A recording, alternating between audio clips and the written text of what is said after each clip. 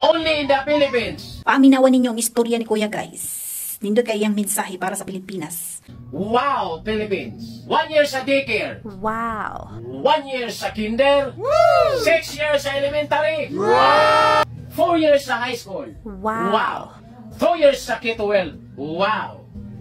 4 years sa college. Wow. Total 18 years schooling. Mag-apply ng trabaho pagkatapos mag-aral. Requirements. Diploma. Hindi pa binigay. TOR. Hindi pa rin binigay kasi may utang sa school. Resume, bayudita lang yung dala, hindi pa tanggap. Barangay clearance.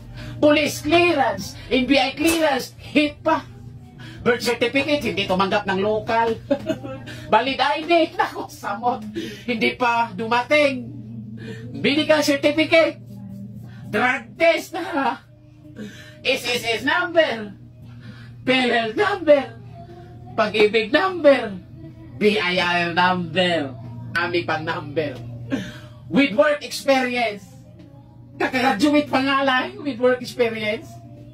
Tapos may pahabol pa. With pleasing personality. Naku, paano pagpangit ka? Hindi naman tayo Piolo Pascual. Sweldo. 435 minimum wage earner Cebu. Sigurita.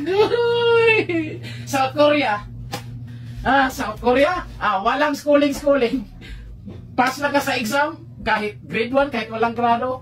Basta may pasa mo yung exam. Nasahod mo 80,000 hanggang 150,000. Anong pipiliin mo? South Korea? Philippines?